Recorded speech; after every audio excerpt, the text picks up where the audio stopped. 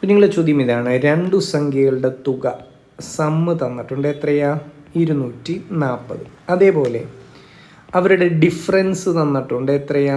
160. അങ്ങനെയെങ്കിൽ വലിയ സംഖ്യ ചെറിയ സംഖ്യ കൊണ്ട് ഹരിക്കുമ്പോൾ എത്ര കിട്ടുമെന്ന് ഇവിടെ ഒരു കാര്യം ഓർത്താൽ മതി. രണ്ടു സംഖ്യകളുടെ തുകയും വ്യത്യാസവും നമ്മുടെ കയ്യിലുണ്ടെങ്കിൽ അതിൽ വലിയ സംഖ്യയെ കാണാൻ ഈ തുകയും ഡിഫറൻസും കൂടെ കൂട്ടിയിട്ട് 2 കൊണ്ട് ഹരിച്ചാൽ മതി. എന്താ? വലിയ സംഖ്യയെ കാണാൻ സമ്മും ഡിഫറൻസും കൂട്ടി 2 കൊണ്ട് ഹരിക്കുന്നു. അപ്പം ചെറിയ സംഖ്യയെ കാണാനോ? ഇവരെ തമ്മിൽ കുറയ്ക്കുന്നു, 2 കൊണ്ട് ഹരിക്കുന്നു. സമ്മും ഡിഫറൻസും തമ്മിൽ കുറച്ച് 2 കൊണ്ട് ഹരിച്ചാൽ ചെറിയ സംഖ്യ കിട്ടും. അങ്ങനെയെങ്കിലേ ഇവിടുത്തെ വലിയ സംഖ്യ ആരെന്ന് ചോദിച്ചാൽ നമുക്കൊന്ന് ചെയ്താലോ? പറ. വലിയ സംഖ്യ കാണാൻ കൂട്ടുന്നു, 2 കൊണ്ട് ഹരിക്കുന്നു. അപ്പോൾ ഇവരെ തമ്മിൽ കൂട്ടുക.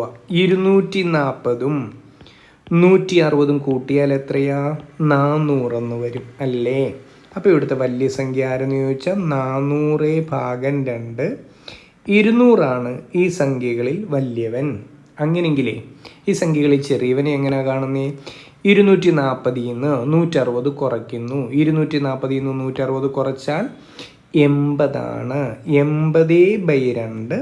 ഇവിടുത്തെ ചെറിയ സംഖ്യ ആരെന്ന് ചോദിച്ചാൽ 40. ക്ലിയർ ആയോ? കൂട്ടി 2 കൊണ്ട് ഹരിച്ചാൽ വലിയ സംഖ്യ, കുറച്ച് 2 കൊണ്ട് ഹരിച്ചാൽ ചെറിയ സംഖ്യ. ചോദ്യം എന്താ? വലിയ സംഖ്യയായ 200നെ ചെറിയ സംഖ്യയായ 40 കൊണ്ട് ഹരിക്കുമ്പോൾ എത്ര കിട്ടുമെന്ന ഹരണഫലം അറിയേണ്ടത്. എത്രയാ ആൻസർ? 5 നമ്മുടെ ഫൈനൽ ആൻസർ.